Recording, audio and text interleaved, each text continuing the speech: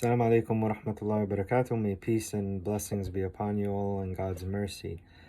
So just a short reminder, inshallah, of why is monotheism or shirk, associating partners with God, Allah, such a great sin? And why does Allah refer to it in Surah Luqman as a great oppression towards God, or Zulum, which means oppression. So inshallah, I'll give this example, and hopefully, from my perspective at least, it makes sense. Imagine you, let's say your name is John or Tom or Muhammad or Ahmed, whatever. You started something from scratch. You've made a whole company for yourself. You've built it brick by brick, and I mean from the walls to the design of the rooms. You put trash cans in certain places. You put you decorated everything all by yourself without the help of anyone whatsoever. And you bring in people. You create the people. You bring them in this creation of your factory. And all of a sudden, you feed these people, you clothe them, you give them all that you want and they want.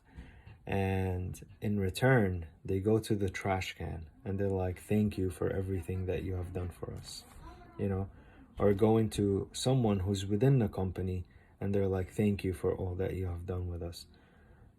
Now, meanwhile, the trash can is like the inanimate objects that we glorify instead of taking or going back to the Creator. That is the relationship that I'm trying to make.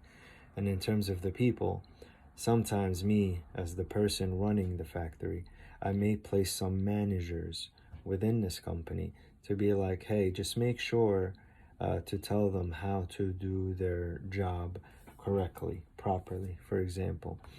And through this guidance that you provide them, and because they look up to you, they may take you as a god, or these messengers or these managers that I've placed within, and therefore not given credit where it's due. So think of why it's an oppression, because you're given something credit, imagine a trash can, that had nothing to do with the creation of everything.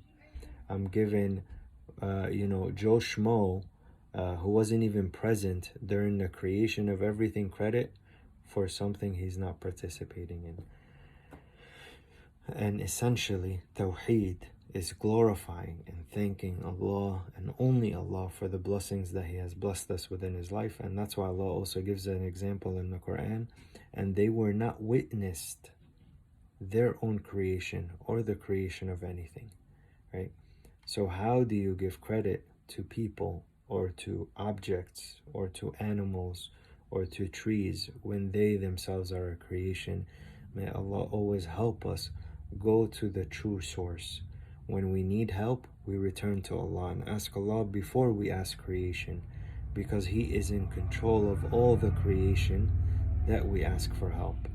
So first ask Allah, and then you may ask the people. And if you ask properly from Allah, the people will come to you answering you of the things that you asked or are inclining towards help for.